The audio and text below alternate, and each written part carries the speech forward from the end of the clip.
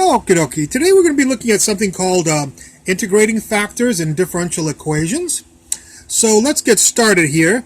We're sometimes given functions, differential equations that look like this, where you have some function of x and y dx plus g, some function of x and y dy equals 0. And these are first order differential equations, but some of these can be exact. And I have another lecture on when they're exact, and I'll discuss that in just a second. Well, here we can jump down here really quickly. If this is going to be exact, then my has to equal nx. So the partial of I'm sorry, by the way, the partial of f with respect to y has to equal the partial of g with respect to x when they're exact, okay? We're going to be discussing when those two partials are not equal to each other. And I didn't write that out for you. So if my does not equal nx, I'm sorry, let me try that again. Okay, if fy does not equal gx. Usually we call these m and n, but I've called them f and g. We'll see why in just a second. So if fy, the partial of f with respect to y, the function in front of dx, when it's in this format, of course, if the partial of f with respect to y does not equal the partial of g with respect to x, then this equation is not exact, and we need to find something called an integrating factor. Okay? Now what we're going to be doing is deriving the equations for integrating factors, because actually I have another equation that is on examples of integrating factors. What we're going to do is derive the equations for the integrating factors. So why don't we try to do that? What we're going to do is we're going to multiply this differential equation by mu as a function, and it's going to be a function of x and y. So I'm just going to abbreviate everything real quickly. By the way, I'm sorry about this red spot. That's a mu right there. The Greek letter mu is right there. So mu times this, and mu times 0 is mu f dx plus mu g dy equals 0. Mu times this is 0. What we're going to do is assume that this differential equation is exact. If it's exact, then mu f will make m equal to mu f and n equal to mu g. And then the partial derivative of this with respect to y has to equal the partial derivative of this with respect to x, which is the exact test, the test for exactness in a first order differential equations. So let's take the partial derivative of this with respect to y. That's mu y, leave f alone, and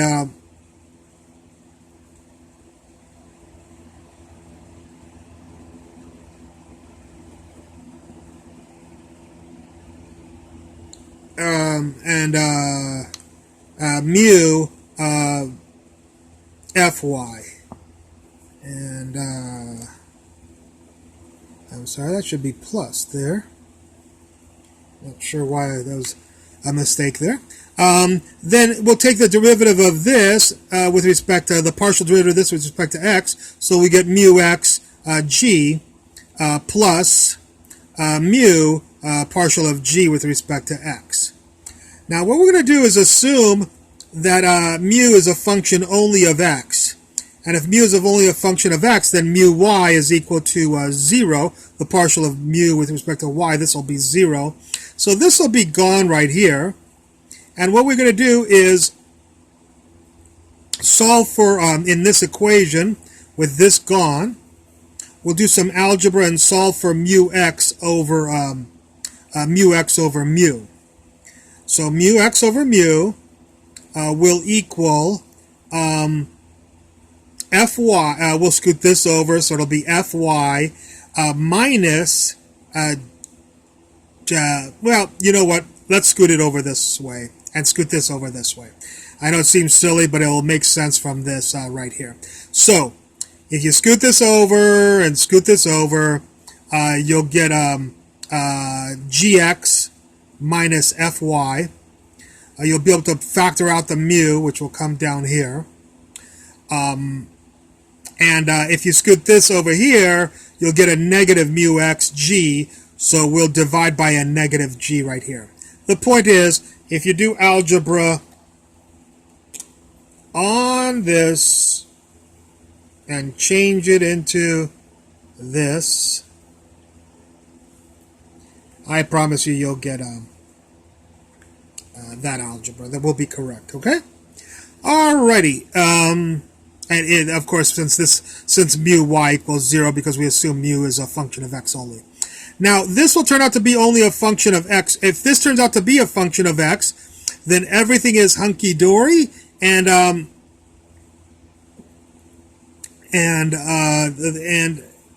therefore we can solve we can do the integral of both sides here. We'll be doing the integral of this and the integral of this.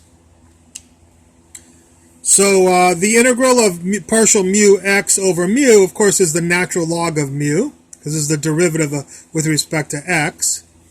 And the integral of this we won't know until we know f and g. Then we'll know what this is. Then we can solve for mu. Mu will equal e to this, of course, which I also wrote as e to the integral of whatever the I function was here. So if you want to just jump from here to here, you can, or this is how we derived this formula.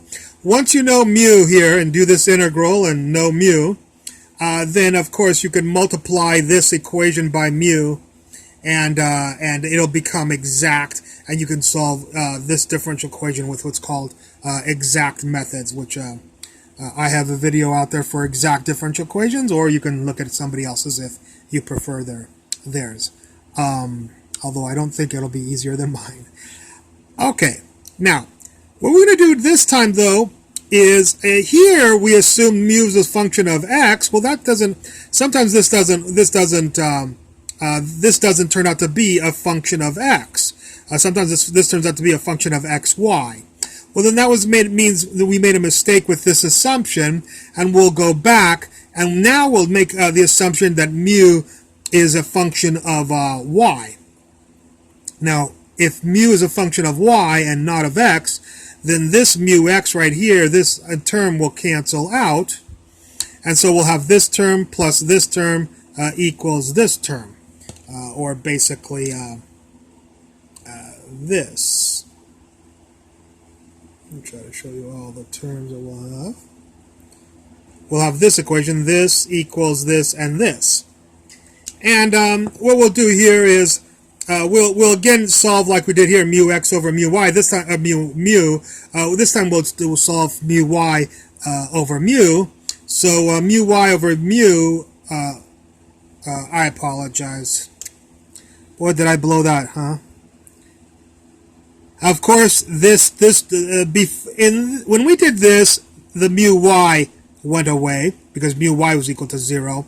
When we do this, mu x will go away, which is this, which is what I said before, but I corralled the wrong people. So, in order to get this right here, you will have to take this term,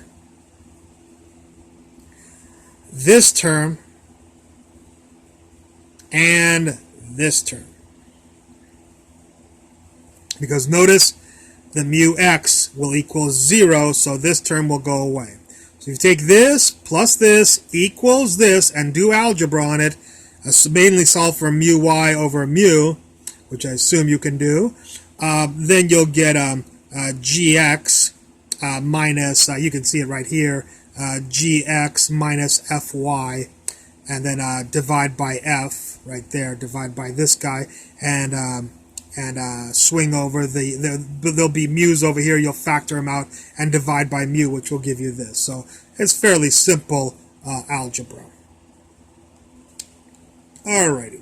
I'll call that just k. By the way, if this turns out to be a function of y, then you were correct in your assumption. If it turns out to be a function of x and y, then you were incorrect about your assumption.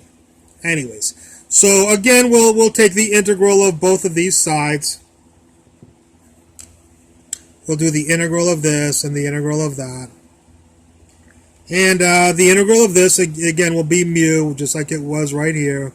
And the integral of this we won't know until we find out who g and f is from a differential equation. Once you knew that. So mu here, we can solve for mu algebraically. I'm sorry about this red ink that there. The mu equals e to the integral of this, or e to the integral of ky, which is over here. Again, this has to be a function only of y for this to be valid. Okay, now once you do this integral, you know mu. Once you know mu, multiply this differential equation through by mu, and then you can solve it with the what's called exact methods. Now, suppose this fails. It fails. This was not a function of x, and this was not a function of y. Then we'll have to do something called.